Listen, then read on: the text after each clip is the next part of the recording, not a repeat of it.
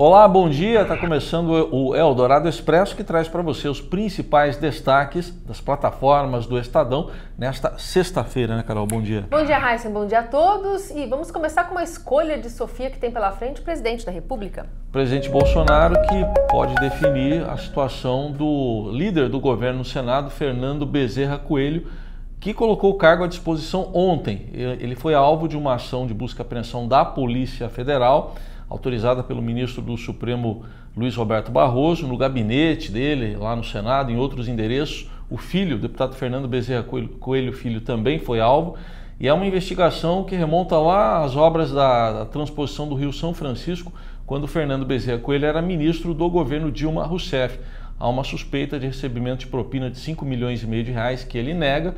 Bom, ele colocou o cargo à disposição, o Planalto ainda não se manifestou, tudo isso em meio a uma situação em que o Senado ainda tem votações importantes pela frente, coordenadas pelo Fernando Bezerra Coelho na articulação, como a reforma da Previdência, também a futura indicação de Eduardo Bolsonaro para embaixador nos Estados Unidos e a indicação de Augusto Aras para Procurador-Geral da República. A gente acompanha tudo isso. Também o estado de saúde do presidente Bolsonaro, que passa por uma bateria de exames em São Paulo, justamente porque ele quer um aval, um sinal verde da equipe médica para poder viajar para a Assembleia Geral da ONU lá em Nova York, ele que participa na semana que vem.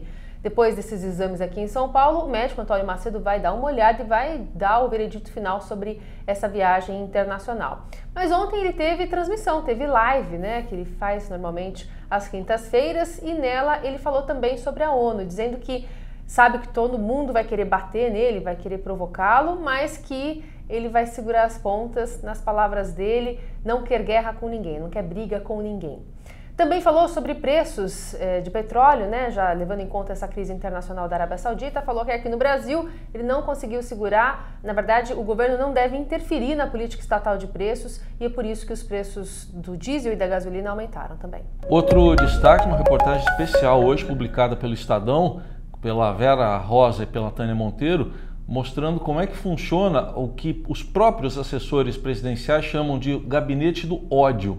É um espaço que fica ali no terceiro andar do Palácio do Planalto, perto do presidente, comandado pelo vereador Carlos Bolsonaro, vereador licenciado do Rio, o filho 01, e que tem 5 assessores mais diretos, estão lá todos os nomes nas reportagens com o que eles fazem. E essa estratégia toda de funcionamento leva em conta aí relatórios que são levados ao presidente da República, também a definição de formulação de políticas, né, e de estratégias para as redes sociais e até a influência de decisões tomadas pelo presidente. A reportagem mostra ainda que há resistências a esse chamado gabinete do ódio. Entre os que resistem estão Flávio Bolsonaro, o filho 01, e também a própria primeira-dama Michele Bolsonaro, que aconselha o presidente a ter um tom de menos confronto, aí, principalmente nas redes sociais. Todos os detalhes de bastidores você encontra nessa reportagem nas plataformas do Estadão. O número de alunos em cursos de graduação presencial aqui no Brasil em 2018 foi o menor dos últimos 7 anos.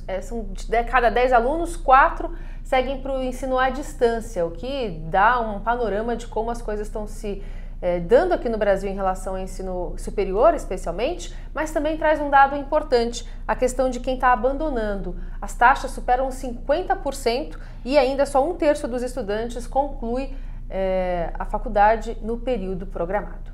No esporte, destaque para a abertura do segundo turno do Campeonato Brasileiro, jogos importantes já no sábado e também no domingo. Sábado tem Botafogo e São Paulo, no Rio de Janeiro. O Corinthians, em crise, com vários resultados negativos seguidos, recebe o Bahia em Itaquera. Tem ainda Cruzeiro e Flamengo, confronto aí da parte de cima da tabela, o Flamengo com a parte de baixo, o Cruzeiro, o jogo é no Mineirão. E ainda Santos e Grêmio se enfrentando na Vila Belmiro.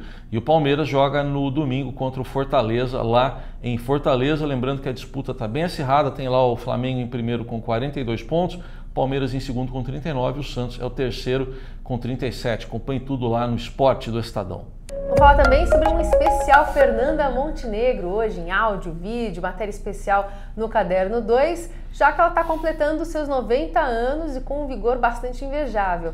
E junto com essa data comemorativa sai também o livro, o Prólogo, Ato e Epílogo. E nessa obra A atriz conta a trajetória desde a chegada dos avós aqui ao Brasil até o último trabalho dela, chamada Vida Invisível, que será lançado ainda no final de outubro. Tem uma matéria bem bacana, inclusive com uma entrevista que ela fez, que ela concedeu ao Biratã Brasil, falando sobre a situação brasileira, a situação política aqui do nosso país.